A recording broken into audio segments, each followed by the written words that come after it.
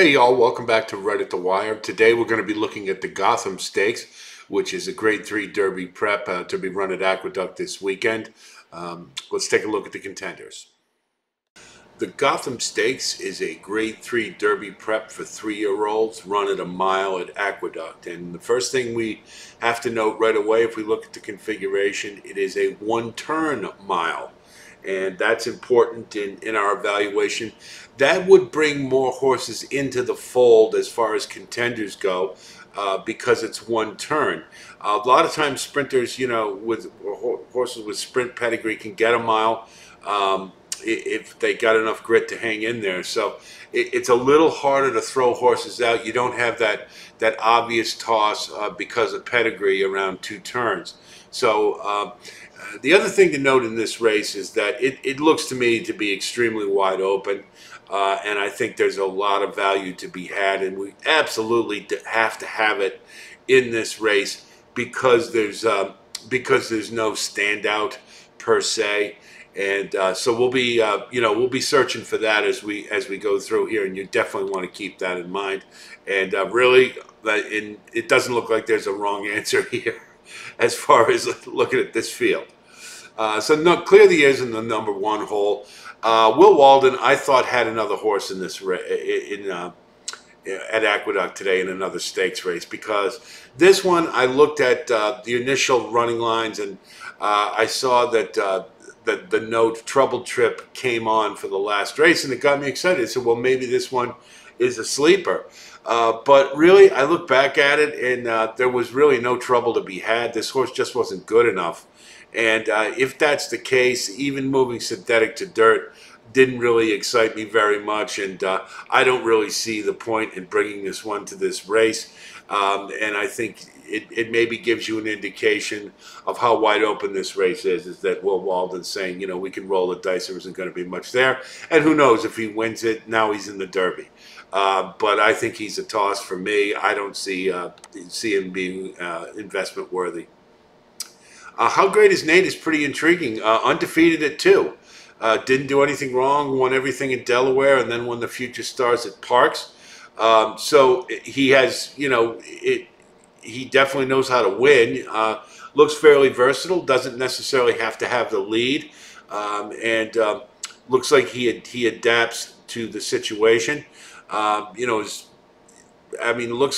like if he moves forward at 3, then he's a contender here.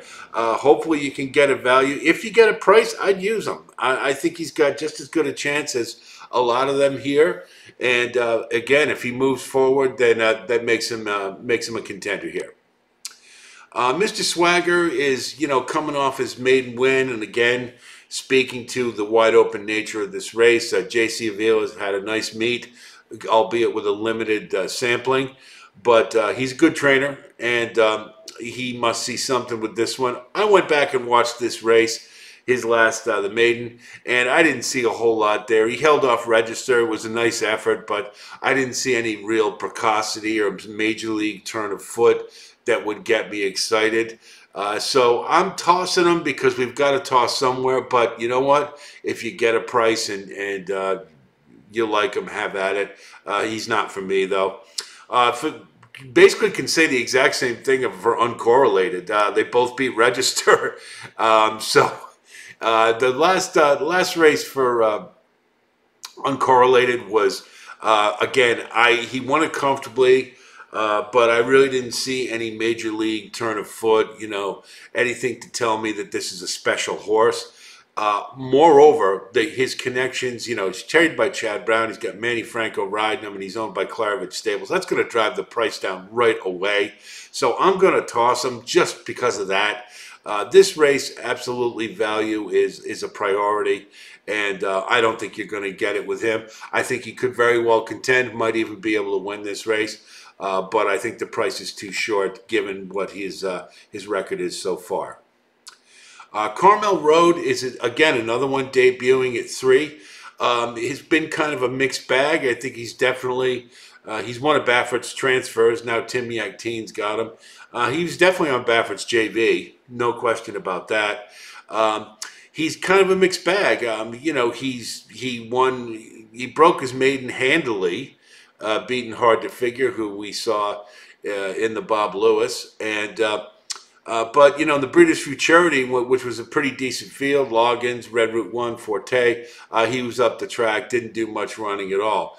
Now, he rebounded in the Los Al Futurity with a nice effort. Couldn't handle Practical Move in the stretch. And Fort Bragg really didn't run his best race that day. So there might be something here. I'm worried about a West Coast horse coming east. A lot of times that doesn't work out so well. And being you got to figure most people are going to know that he's a Baffert, and that may drive the price down. So you can use him. I mean, he could win this race, but I think the price is probably going to be a little short. So I'd be using advisedly, let's say.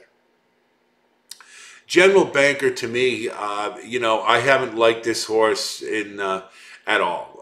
Didn't like him in the Withers, and can't believe he ran another third, to be honest. His pedigree still screams sprint, and his buyers are light. And I think maybe this is where the rubber finally hits the road. They just seem to keep throwing this horse into Derby preps because it's there, I guess. I don't know. I mean, I can't. I don't think this one has any realistic chance to win this race whatsoever, and it's an easy toss for me. Transact has got some upside. Look at his pedigree. I mean, it's not imperative here, but it's nice to see nonetheless. He's gun runner on top and APND on the bottom. That's 2 turns all day long, and not going to get it here, but you have a feeling that maybe there's some upside to this one, and maybe they've got some plans past this race. He's owned by LXO Equine. That's a good outfit, and they have some good runners. And Paulo Lobo's really good at placing his horses where they can compete. He's good with shippers, and this one, his last race was a nice solid effort. There really wasn't any doubt, and it was on synthetic. And he hasn't run on dirt yet. Again, synthetic to dirt with a horse who's moving upward and seems to be moving forward. I think that those are all good indications that you're going to get a nice race out of this one, particularly at 1 mile. So he's a use for me. And we're going to hope that, given the fact he's coming from Turfway, that we'll get a nice value on him. So I'm going to use this one for sure. Fort Warren is another Baffert transfer.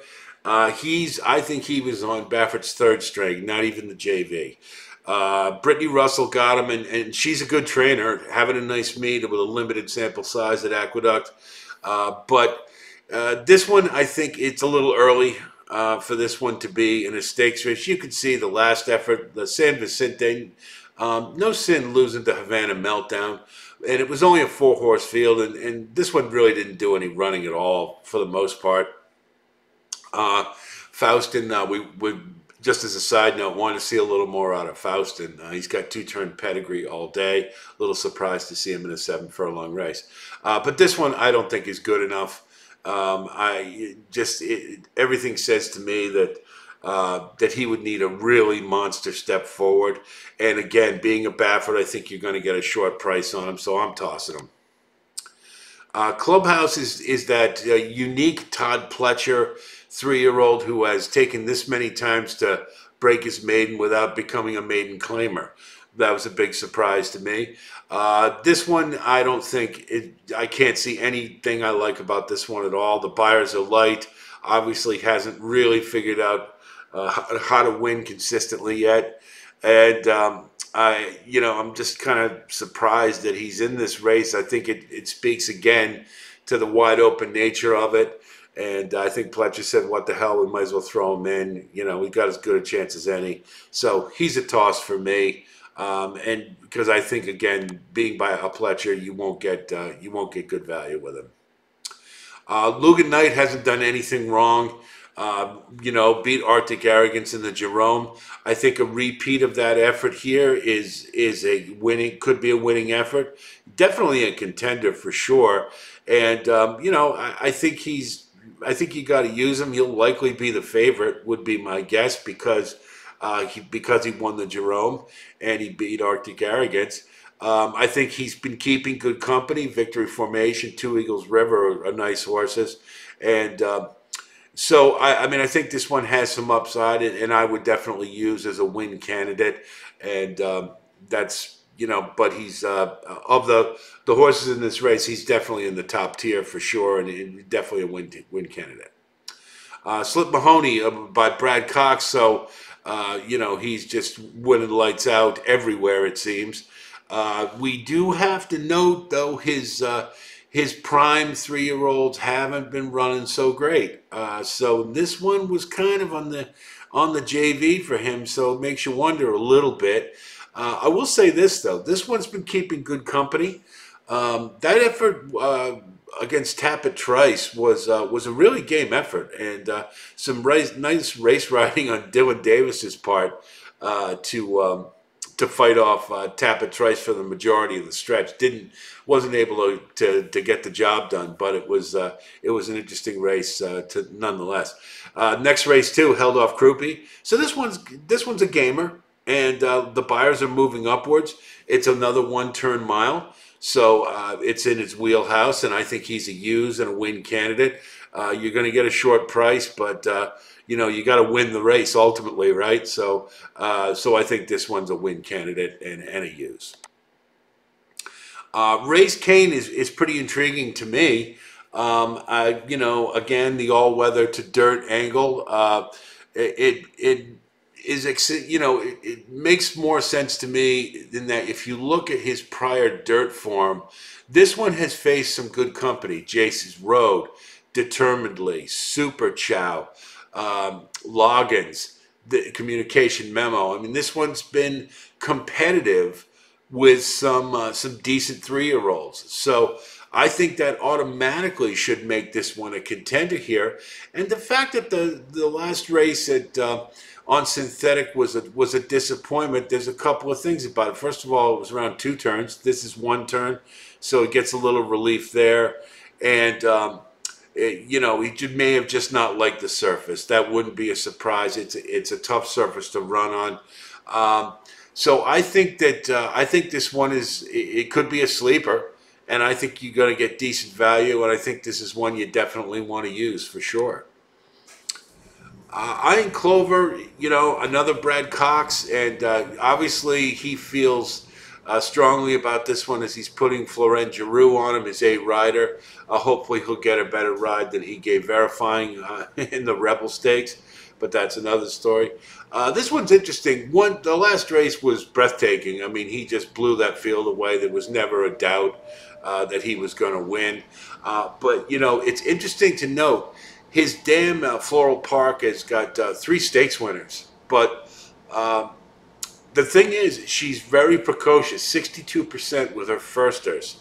And 2- and 3-year-olds, she does very well. However, she's only 3% with Roots. And that's not a surprise because she's by Forest Wildcat and was a sprinter, and his get are all speed. So it's not an absolute lock that this one will be great at a mile or better. But I think this race should meet this one squarely between the eyes. And I think 10 Strike Racing would not have this horse here unless there was a legitimate chance to win. I think this is a win candidate.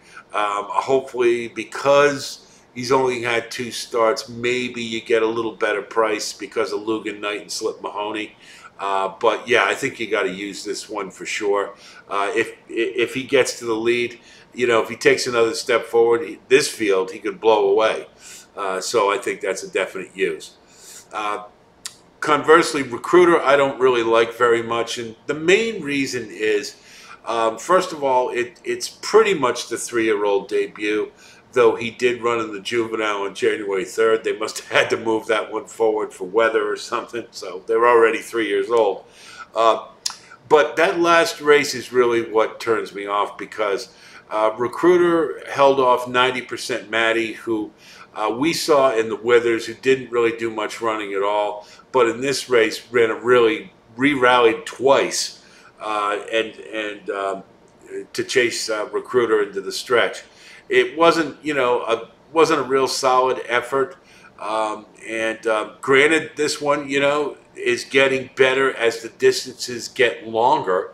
You can say that for sure. The buyers are going up. But I just got a feeling class-wise that this one's going to fall a little short.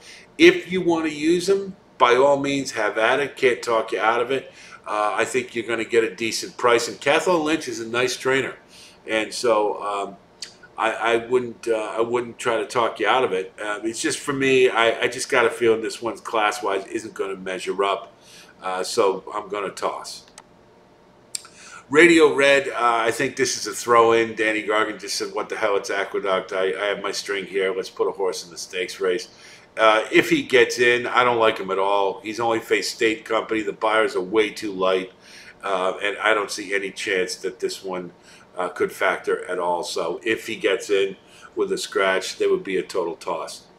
So let's see if we can cobble together a top five for this one.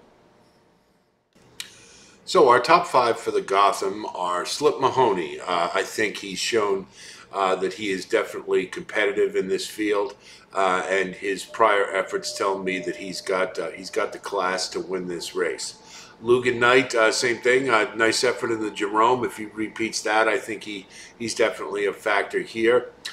Raise Kane, he's been keeping company in the good company in the past, and I think perhaps because he had a subpar effort on synthetic last time, you might get a nice price. But I think he's a good fit here. Transect, also coming off synthetic. I think this one has some nice upside, and I don't think Paulo Lobo would put this horse in this race unless he thought he had a good chance. Hopefully we'll get a nice price.